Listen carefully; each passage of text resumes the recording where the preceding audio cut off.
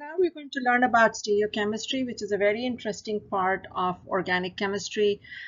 This is also like a fundamental thing, as we do with conformation and nomenclature. And so once you learn it, you're going to have to use it in everything that we do, whether it's synthesis or nomenclature, reactions, whatever we do. So first, let's go over some of the isomers that you know already. And so constitutional isomers have the same molecular formula but a different structure because you attach atoms differently. So you get a different structure, but they have the same number of atoms and the same type of atoms, okay, same molecular formula, but they are called constitutional isomers. Geometric isomers are the cis and trans isomers, and these happen because of the lack of rotation of bonds. So where we talked about it was in the cyclic compounds, right, cis and trans, but we'll encounter them again in alkenes when we get there. And finally, we did conformers also for alkanes where you have a bond rotation going on. So here you're actually not breaking any bond, okay? So like in constitutional isomers, you can actually break bonds and whatnot. Geometric isomers, you don't break bonds at all also because cis and trans, they occur according to where things are attached. If you break any bonds, then you don't have the cis and trans anymore. It has to do specifically with location of the groups that you have. Conformers also, you don't break any bonds, you just do bond rotation or do ring flips, right? That's for the 6-membered rings that we had, the cyclohexane. So those were conformers. So these are the 3 that you know so far, okay? Now, in some cases, these compounds may have or may not have the same physical properties. So, for example, constitutional isomers may not have the same physical properties because they are different structures altogether. The cis and trans depends on what kind of cis and trans we are talking about, what groups we are talking about, and they can have different physical properties. Conformers generally will not have different physical properties because you're only talking about bond rotation. You're not really talking about any other structural difference, okay, between them. So this is a little bit different, okay? So finally, we get to stereoisomers. What are stereoisomers? Now, if you think about stereo means the left and a right, right? In a stereo system, for example, in a music system. So that's kind of what stereoisomerism is. It has to do with the left-handedness and a right-handedness. Now, that left and right-handedness, where it is coming from, is depending on what kind of groups are attached on the tetrahedral carbon. So first of all, we're talking about a tetrahedral carbon, okay? So anything that has a tetrahedral, whether it's nitrogen or carbon, is going to exhibit stereoisomerism. How those groups are attached to that carbon is going to lead to the left-handedness or the right-handedness. Now, what is the left and right-handedness? Okay, it's almost like if you look at your hands and you think, they are mirror images of each other. If you put them in front of each other, they're mirror images. But if you take one out of that mirror and you try to superimpose it, it's not going to work. Okay, it's not going to superimpose. And that's the left and right-handedness we're talking about here. So that is called chirality, okay, and we'll be dealing with chirality a lot in this chapter. So what is chirality? Chirality is a carbon that has 4 different groups, okay, that's it. It's as simple as that. So when we have any carbon, tetrahedral, remember, so carbon has 4 bonds, right, all the time, but they are talking about a tetrahedral as in sp3 carbon. Then you have 4 different groups on it, okay? So here is an example. So here you have 4 different groups. Here you have chlorine, hydrogen, methyl, and an ethyl group. So if you have 4 different groups on this carbon and here is a mirror, and you take the mirror image of this and you take this molecule out of the mirror and you try to superimpose it on this original molecule, it does not superimpose, okay? These are called enantiomers, okay? So this pair is called enantiomers because these are non-superimposable mirror images of each other. So what does it mean that you have something like this? Okay, so that's what this whole chapter is about, of course, all right? So take it one step at a time. First of all, the discovery of enantiomers. Okay, it's a little bit old. It's not recent, but also it's not very old, and that's why I would say it's more than 100 years old for sure. But in scientific terms, that's not very old. And what happened is that Louis Pasteur was the one who kind of discovered a little bit about the stereochemistry. All right, and so what he was working with was tartaric acid. And when tartaric acid crystallized to give solids, it gave two different kinds of crystals. Okay, so if you look at both of them, they're kind of mirror images of each other, and they were both different. Okay, so painstakingly, he separated these two types of crystals out, and when he studied them, it turns out their optical rotation is different. Everything else was the same. The melting point, boiling point, all of those kind of physical properties that we study is different. The only thing different was the optical rotation. And what is optical rotation is something that you learn that you determine in a polarimeter. Okay, and so that kind of study is a very minute kind of a study, okay, that is not done for all molecules. It is done only for enantiomers, but now we know there are so many enantiomers that it is kind of a part of normal organic chemistry, that if you, as soon as you know you have chiral compounds, you are going to study the optical rotation of that molecule. I have covered this in another PowerPoint, so I'm not going to talk about optical rotation too much here. So you will find it in another one, okay? Because it's kind of related, but polarimeter is a whole other thing by itself, okay? But know that the optical rotation is different. So what is optical rotation? Just slightly, it is the rotation of a plane polarized light in a polarimeter. So what happens is that one enantiomer will rotate the light in one direction and the other one will rotate it in the opposite direction, in an equal and opposite direction. So those kind of compounds, they're called enantiomers. All right, so again, here it's in a different PowerPoint, so you can do that later on. So again, let's get to chirality and enantiomers. All right, so again, a chiral carbon is the one that has 4 groups, and this is the most important thing, for us to begin with. Okay, and so then the mirror images of that chiral carbon are non-superimposable. Okay, so you can take that molecule out and then you can try and superimpose it. It doesn't work, and you might think that, oh, that doesn't seem logical, it doesn't seem possible. Well, I have a video there for you, so you can go ahead and check it out. Again, I have models in there to help you visualize this, okay? Because sometimes it's hard to see how this is not going to work, okay? But it doesn't work, all right? So make sure you see this video, okay? I have the link in the description for this lecture. So what happens with enantiomers is they have the same physical properties, and this is the problem, with enantiomers is because they have the same physical property, it was very hard to figure out that you had enantiomers, okay, until lately, when people figured out, okay, what enantiomers are, what chirality is, people didn't know. And so because of the same physical properties, otherwise usually you separate compounds based on boiling points or crystallizations and things like that. So crystallization, what Pasteur did with tartaric acid, is one of those things, but not all organic molecules crystallize. And even if they crystallize, who's going to sit in a microscope and separate out those crystals, right? So it's a tough thing to do. So the only difference between the two enantiomers is really how they rotate the plane polarized light, okay? So very, very minute kind of a difference, okay, that we have for enantiomers. So one of the things that's really important for us to do in the beginning, okay, to learn stereochemistry, and I kind of started you off, in the previous chapter for alkanes with the cyclic compounds, is drawing dashes and wedges, okay? So one of the things you should definitely learn how to do is to draw in 3D, okay? Because when you get to stereochemistry and if you're drawing in 2D, it's not going to work, okay? And what is 2D? 2D would be something like that. You say, okay, well, this is carbon, this is OH, and this is Cl and H, and this is then, whatever, CH3, okay? Well, this definitely is a 2D, but then, we have to be able to take a 2D and then turn it into a 3D, okay? So what we're talking about here is very specific mirror images, okay? So when you draw something like this also, Like you're saying, oh, I'm going to draw a tetrahedral, so it'll be a little bit more clear for us.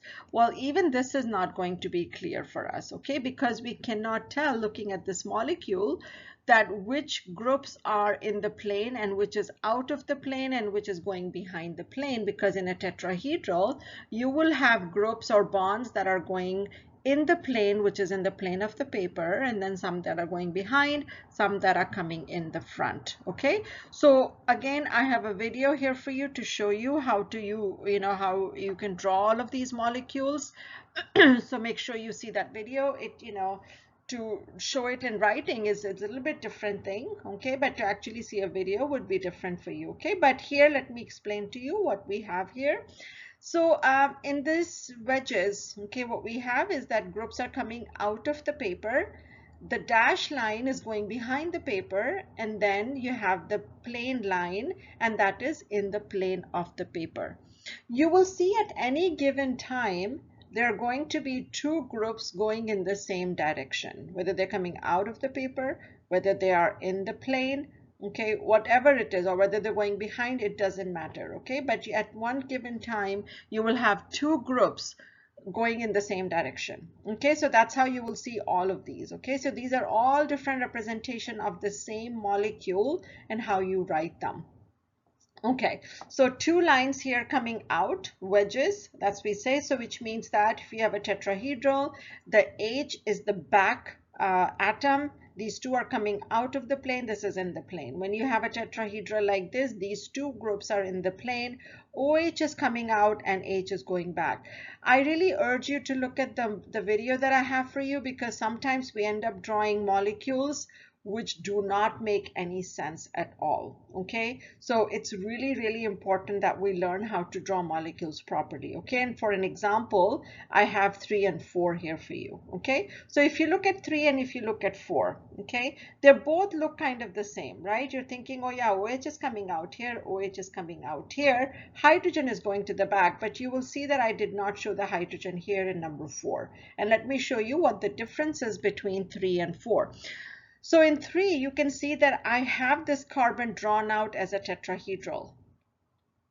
In this carbon here in number 4, this kind of looks like a planar structure. I don't have the 4th bond showing here, okay, for you.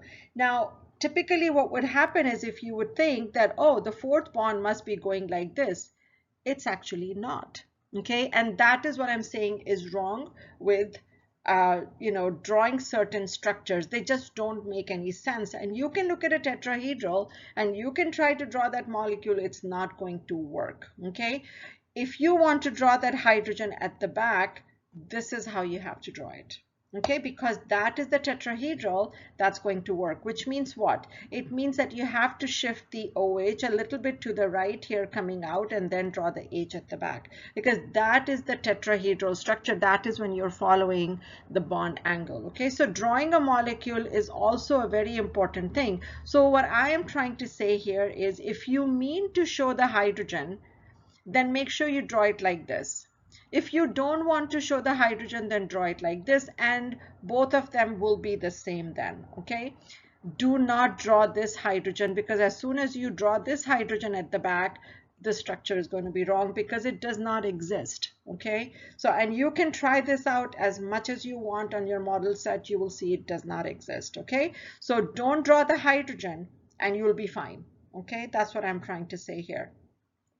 And we know that already, that we don't have to draw all the hydrogens out, okay? But if you have to draw the hydrogen, draw it in the proper angle. Otherwise, don't draw it, leave it, it's okay. All right, and then the last structure that I have here is called a Fischer projection. And a Fischer projection is very specific. So you see that I started drawing that over here, and then I converted it to a tetrahedral. Now going from here to a tetrahedral, this is kind of not exactly how it works, okay? Because this structure right here is very, very specific in how it is drawn out, okay? Because when we have a Fischer projection, and I have another video here for you at some point, in a Fischer projection, what happens is that when you convert a Fischer projection to 3D, this is what happens. So the two groups that are horizontal will be coming out, and the two groups that are going up and down are going to be going back.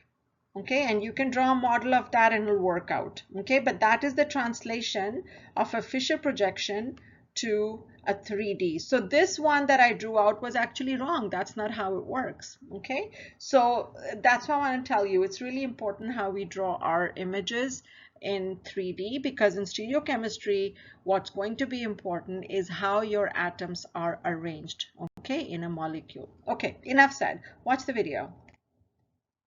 So first of all, our big task is to identify the chiral centers. Okay, and what are chiral centers? As I said, simple enough. Just look for 4 attachments on a carbon. That's it. Look for the tetrahedral carbon or a nitrogen. I will not give you nitrogen to begin with. Eventually you might get nitrogen, but not right now. You'll just look for that carbon that has 4 single bonds coming out of it and 4 different groups. Okay, double bonds and triple bonds will not have chiral centers. Okay, at this point they don't. Now remember, there are always going to be exceptions. Okay, we'll talk about that later, but right now no double bonds or triple bonds will have a chiral center. Okay, so which means that if you have a double bond like this carbon, you have H and H, and you have another hydrogen here and an OH here, this carbon is not a chiral center. Okay, so if you have an sp2 carbon, that carbon will never be a chiral center for now. All right, so look for only sp3 carbons at this time and 4 different groups on it, and that's it. Okay, now just because I'm drawing a 3D structure does not mean that it's going to be chiral. All right, so look for the groups in it, because the 3D structure just shows you it's a 3-dimension. That's it. Okay, just a tetrahedral. It doesn't mean that you have a chiral center. Chiral center means you have 4 different groups. So here are some problems identifying the chiral center. And so here are a few molecules. The first one here with the alcohol group on it. So you can see here carbon has an OH, a whole of this group, and then a methyl group here, and then there's a hydrogen. So yeah, that's a chiral center. Okay, so the way you indicate a chiral center is by putting a star, okay, on that carbon. So that's a chiral center. The next compound has 2 of the same groups over here, so no chiral center. And then number C, all right, so here what I've indicated here for you is the line. This line shows a little symmetry, okay, in that molecule. So in cyclic compounds, what happens is that you have to go on either side, okay, of the ring. So for example, if you're thinking, oh, this is a Cl, and then I have a hydrogen over here, so this must be a chiral center. That's not how it works. So what you will do is you will take the Cl, this carbon right here, and then you will say, oh, this is a CH2, this is a CH2, this is a CH2 here, this is a CH2, and then this is a carbon, but then there is a hydrogen and a hydrogen here, right? So if you slice this molecule into half, then they're both the same. Okay, so it's kind of like having both of the same groups here, and that's why I drew that line to show you that symmetry, and so therefore no chiral centers in C. Okay, D is fine, because now D you have 2 different groups on there, right? So there, this is going to be chiral center, this is going to be a chiral center, so this is all fine. E then has some symmetry going on in there, so I could draw the line here, but if I drew the line then you will not see this group, so I didn't draw the line. I just went ahead and circled the 2 of the same groups here for you, so you have these groups and therefore no chiral centers. And then in F, the carbon here, this one is the one that's chiral, because here you have 2 of the same groups. Okay, so don't be fooled by the 3D drawing of it. Okay, so there's only 1 chiral center happening in the last molecule. So that's like one of the simplest exercises that you will be doing for me. At least in the beginning, take your time, right? Okay, so identify the chiral centers in the following molecules. So if you want, you can pause here and you can look through this molecule and then look at the answer. So no matter how big the molecule is, and no matter if I'm showing you the three-dimensional bonds there, things, I didn't show you the three-dimension bond over here, but is it three-dimension? Yes, of course it is, So don't be confused by that. Just go ahead and identify the carbons that have 4 different groups. So here, plenty of chiral centers. Okay, so if you have the same compounds, like we're talking in enantiomers, they're the same groups, right? So all you have is mirror images. So if you just have mirror images, then how do you name them? How do you tell them apart that one is this image and the other one is the other image? Okay, it's like having identical twins, and how do you then tell them apart? It's very hard, okay, to do that. But in chemistry, we have what is called the RNS configuration system, which was established by Kahn, Ingold, and Prelog. And that system is really very good in assigning which enantiomer is which one. Okay, so this system is what we are going to learn now. So the first thing you have to do is, of course, identify the carbon that is chiral. Once you've identified that, then you write down the 4 groups that are attached to that carbon. Once you identified the 4 atoms, not groups, atoms that are attached to that carbon, then you look at them according to higher atomic number to give them higher priority. So higher atomic number, so in this case chlorine is the higher atomic number, hydrogen is the lowest atomic number. So you arrange them according to the highest atomic number to the lowest atomic number. So which means you're giving these groups priorities. So the priorities that I give them is through A, B, C, D, where A is the highest and D is the lowest. Now, if you want to follow mine, you can follow mine. Okay, a lot of these books will actually have A, B, C, D, with A being the highest and D being the lowest. If you want to give it 1, 2, 3, 4, then you have to tell me which one is 1, whether it's highest or the lowest. So, or you can follow mine, okay, and then we'll all be on the same page. So here, chlorine is the highest priority, followed by oxygen, then carbon, and then hydrogen. So what do we do with this? We'll come to that in a minute also, but the first thing you have to do is assign priorities. So which means the first thing we are doing is learning how to assign priorities.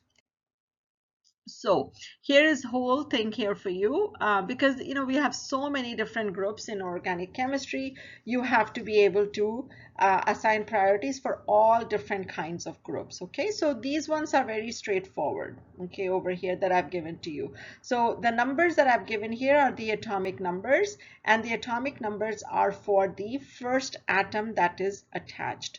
So if hydrogen is attached, that is of course number 1, and then carbon is 6. Okay, we're not looking at hydrogen. Okay, so don't even bother with the hydrogen. You look at hydrogen only when the first atom is the same. Okay, so we'll get there too. Okay, and here we'll get there. So here this is simple enough. So if you have 4 different groups, you just find the atomic number and you assign priority, okay, to them. So that's how it works. Now, the second point is if the priority cannot be assigned for the first atom that is bonded to the chiral center, then look for the next set, okay, in there. So for example, here now I've given you 4 different groups in which the first atom, carbon, carbon, carbon, and carbon. So the first atom is not working for us, okay, which means we have to look at a second atom. So the second set of atoms. So there are 2 ways to do this, okay. One way is what I've showed you here, because the common factor for all of these is CH2, CH2, CH2. So I took out the CH2 and had the H out here.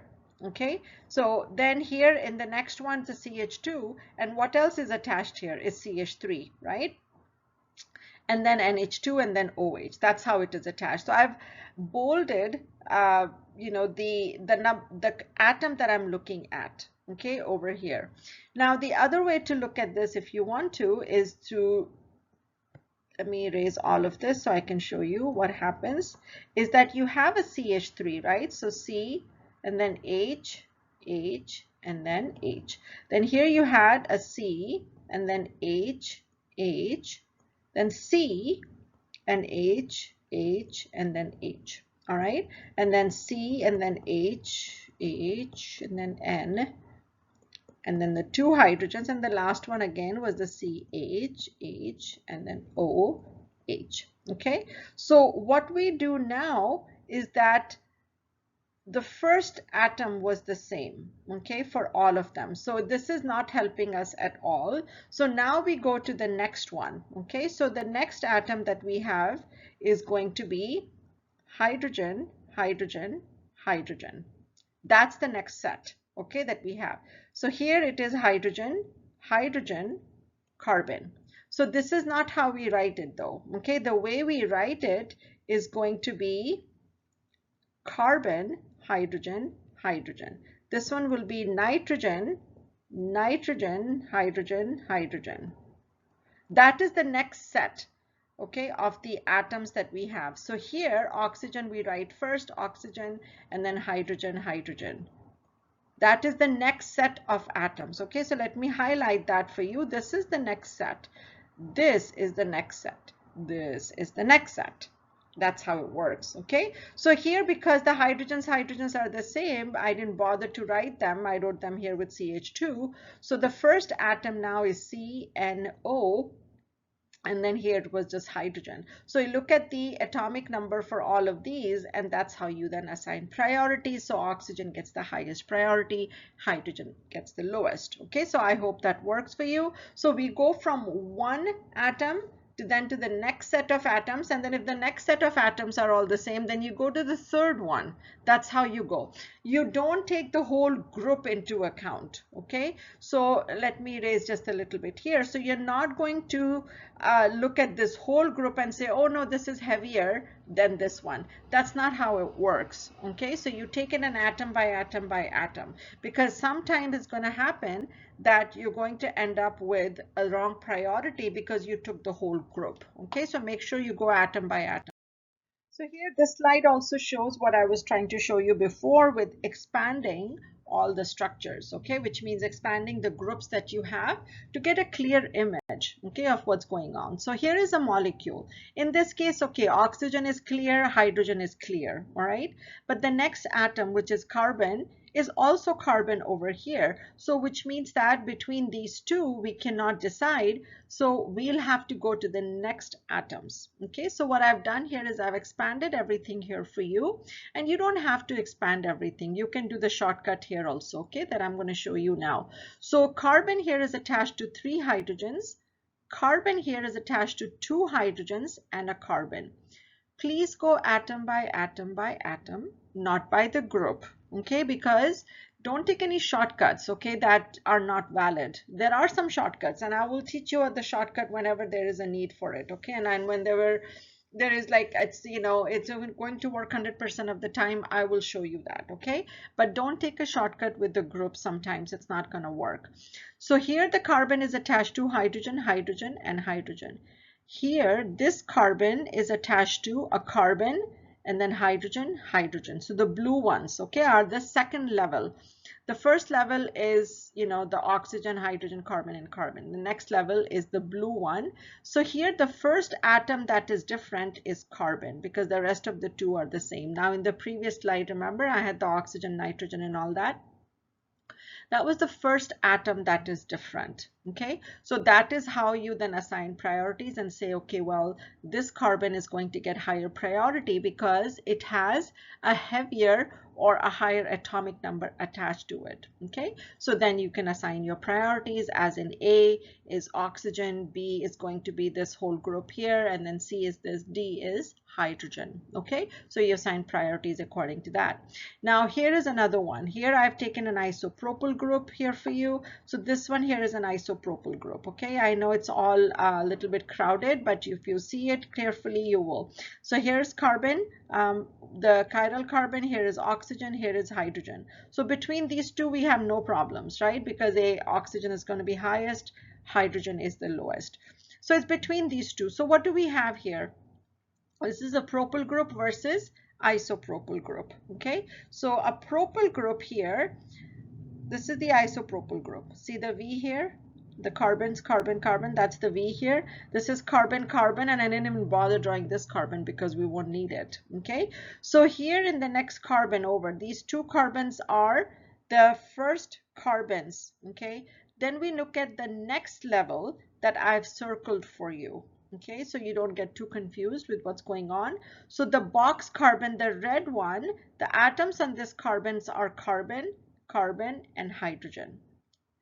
This carbon which I have boxed is also what we are looking at. It has a carbon, hydrogen, and hydrogen. Okay, so in this case what happens is this group, the isopropyl group, becomes a higher priority because the way the attachment of the atoms is. Okay, so if you have an isopropyl group versus a propyl group, now this one you can remember if you want to. Okay, now you can remember an ethyl versus methyl also. That will work because this is an ethyl group, this is a methyl group.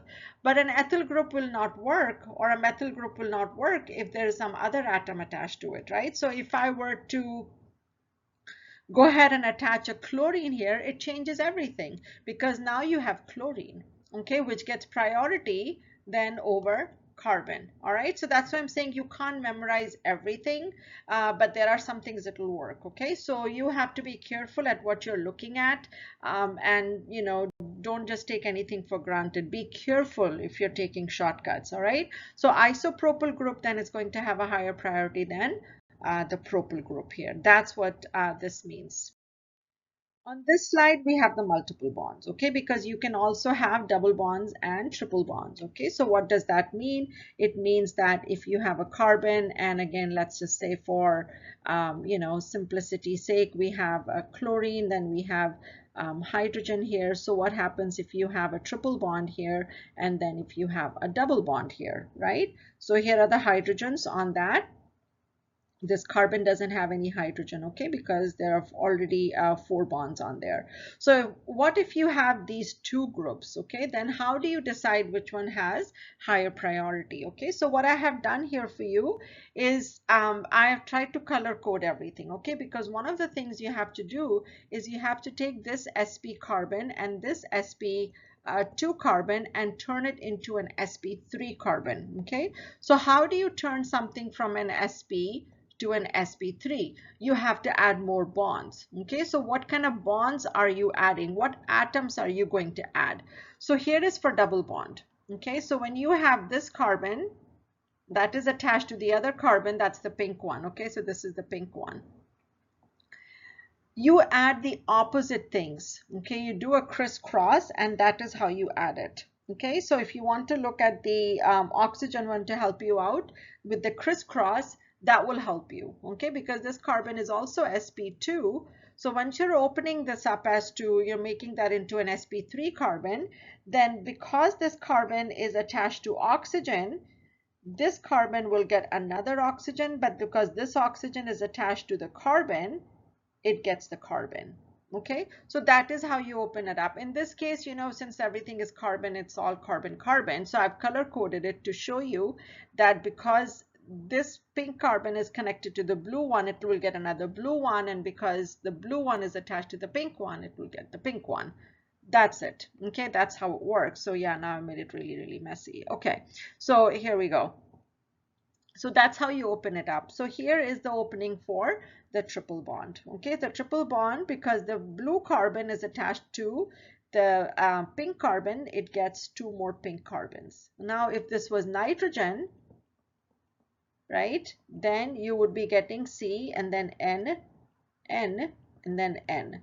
And this N over here, nitrogen has 3 bonds already, right? And that's all it needs. But now when you open it up, now it has only 1 bond. So what else will it get? It will get 2 carbons, okay? Because that's what's going to make it sp3. So that is how you open up double bonds and triple bonds, okay? So what happens is that in a triple bond, if you look, so if you were looking at this kind of a compound, and you had a triple bond. Now look at the triple bond. Triple bond, this carbon, let's focus on this carbon, right? Because that's the carbon that's connected. So this carbon now has 3 of the pink carbons, right, on it. So it has 3 carbons on it. Look at this carbon that I have boxed. You have the 2 pink carbons, and then you have a hydrogen. So which means that a triple bond is going to have a higher priority than a double bond. All right, and you can figure out the one for nitrogen because C triple bond N is going to have a higher priority than C triple bond C, because N is a heavier atom, okay, or a higher atomic number. So you kind of go through all of this kind of manipulation to figure out the priority for double bonds and triple bonds. The most important thing here is for you to be able to open up a triple bond. So in case, like I showed you for CN, how to actually use it for C triple bond N. So once you know how to do it, then I can give you anything and you can open up anything, convert anything from SP or SP2 to SP3, because now you know the connectivity, okay, of how to do all these connections. And once you know the connections, then you can definitely go in there and assign priorities. All right, and that is how you will do it if you have a double bond, triple bond. So what we have just done is learned how to assign priorities. Okay, so here are some problems regarding priorities. So I want you to go through all of these yourselves and see if there are any issues. But let me just go through it a little bit here with you. Okay, so the first one should not be a problem at all. Because all you have to do is find the atomic number from the periodic table. Yeah, don't burn that periodic table yet. You will need it. So unless you've memorized it, that's different. But anyhow, so that's simple enough. The next one here is simple enough also because the first atom of the connectivity is different. So that should be easy enough. In this case also, now I've told you how to open up the double bonds and triple bonds. So you should do that. Now remember here, nitrogen is the connecting atom. So nitrogen automatically gets the higher priority, and then you decide between these two. Okay, for these groups I'm going to leave that to you, okay, how you do it, because this one here you have to open up, okay, everything in there. And once you open it up, and that's how I did for you, is I just opened everything up here for you so you can see what the connectivity is like. Okay, so this is carbon right here, and the R group is the fourth group. Okay, so that doesn't matter at all. All right, so once you open everything up, then you will go ahead and decide the priority, and hopefully you will come up with the right priority then. Okay, so work this on your own. Let me know if you have any questions on that. So once you've assigned the priority, now we'll get into the RNS system, because until now what we've just done is looked at the four atoms and then we've assigned priorities. So now what do we do? Okay, so now the important thing is that you keep the lowest priority group at the back.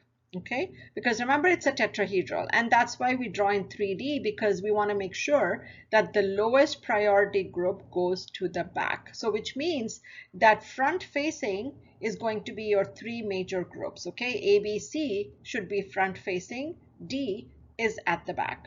Okay, so now what you have to do is you have to go A, B, C. That's it. So if A, B, C is going in the clockwise direction, it's going to be R.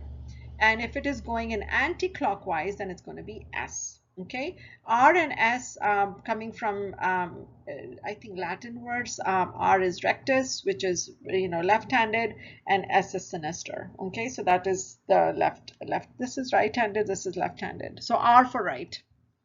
How's that?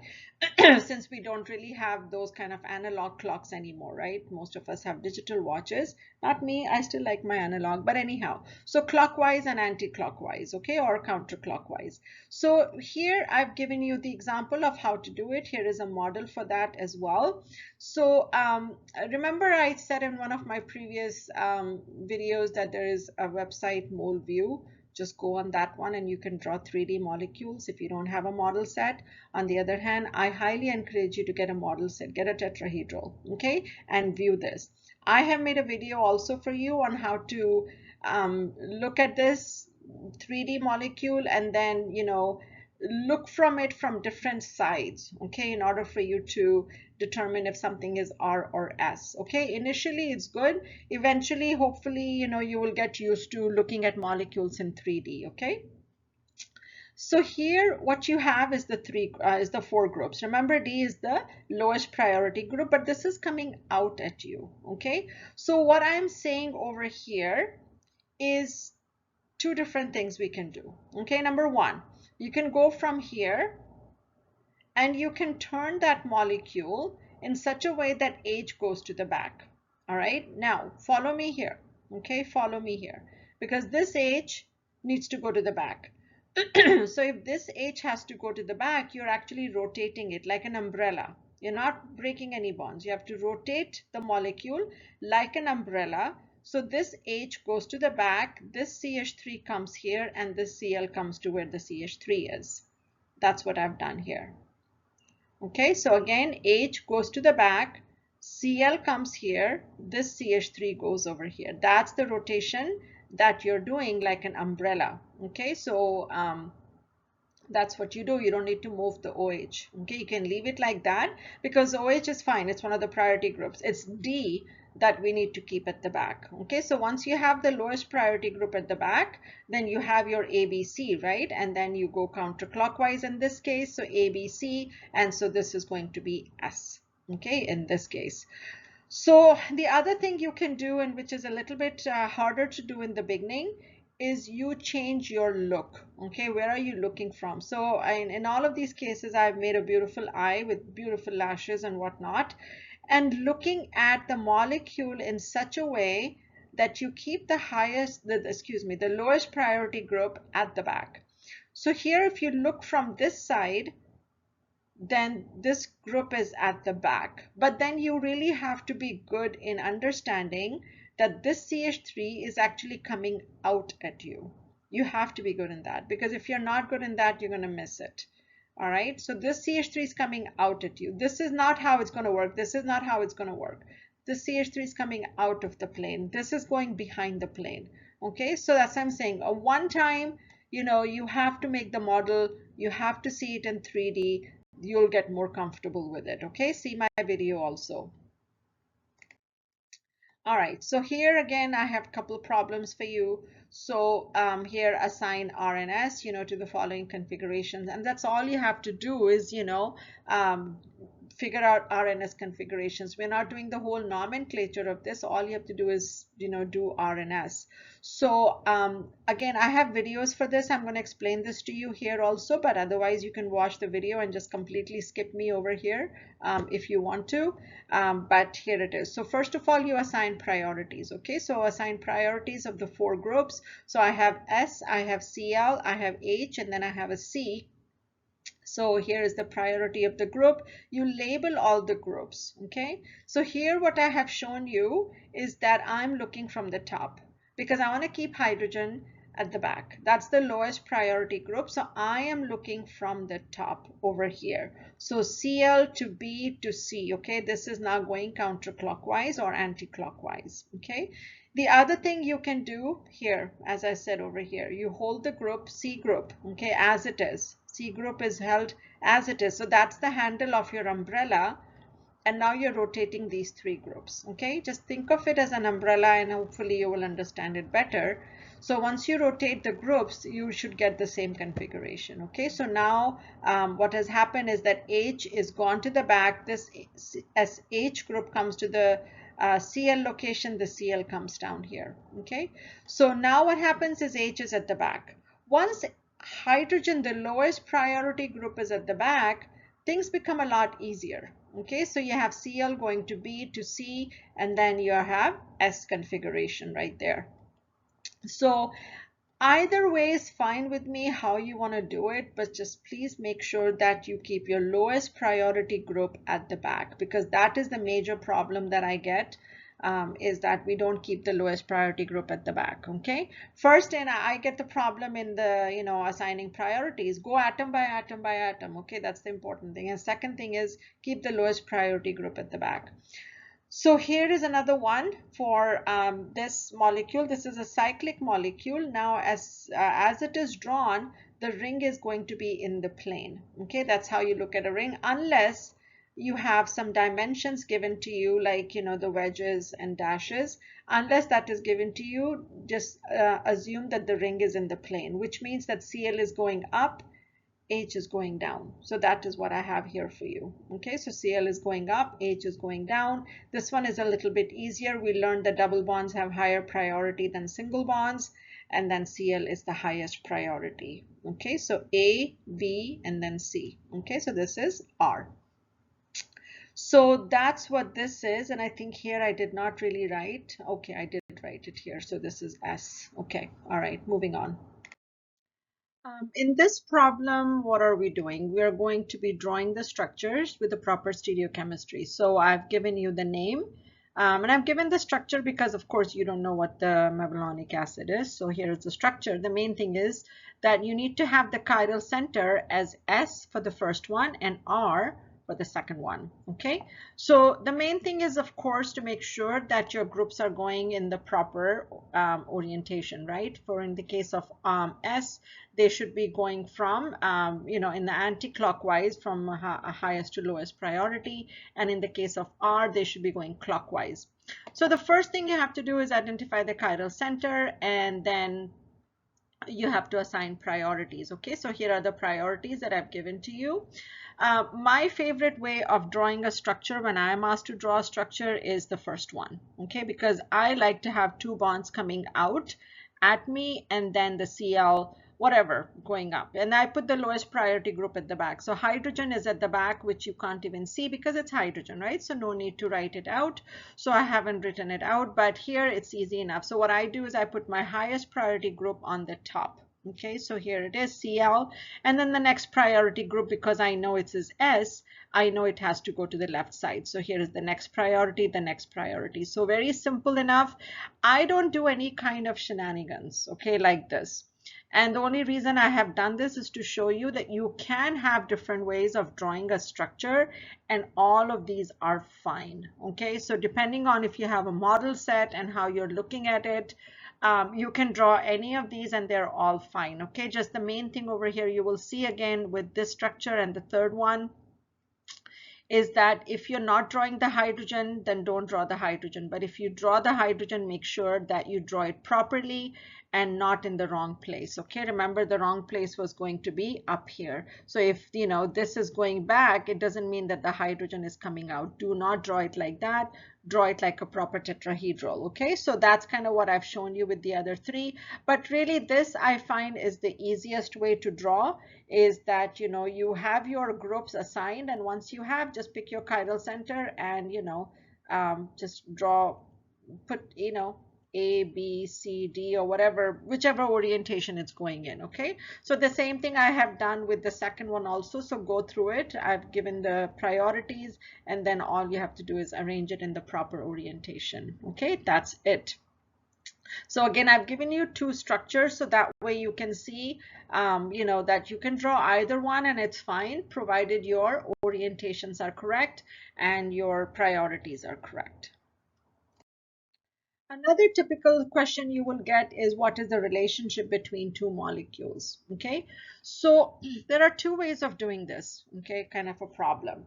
The first one is to try and see if this one will superimpose on this. The first thing you do is see if the atoms are the same or not, right? So here actually the atoms are the same because you have the Br and the Cl, so Br and Cl and CH3 and H, so which means they're not constitutional isomers. Okay, so there are chiral centers in here, and you have all these four different groups on there, so which means either they are R and S or they are the same molecule. Okay, so they're not mirror images, which means they are superimposable.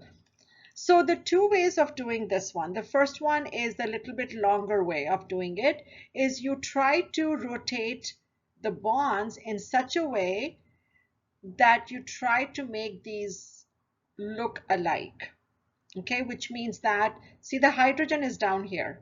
So you want to try and make sure that the hydrogen is down here, or you were looking at the bromine is down here, which is what I have.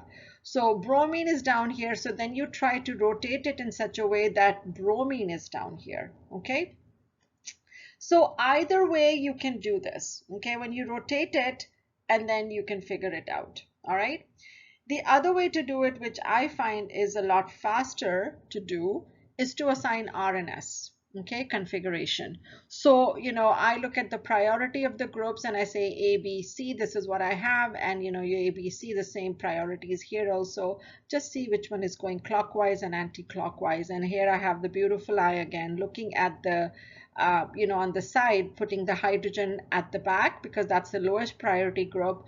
And then you decide, okay, this is going to be the same molecule because both of them are R. So if you're not very good at rotation, just do the R and S configuration and it's fine.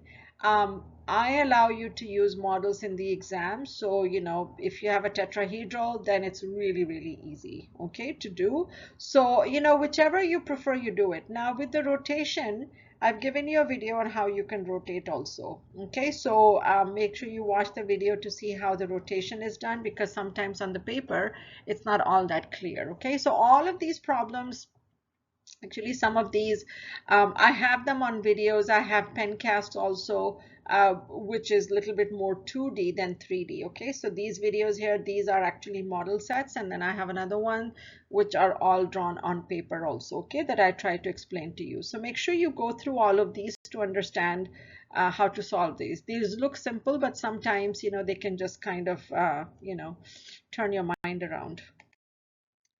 Okay, so that's that then. These are the new things we have learned in this portion. We still have lots to do.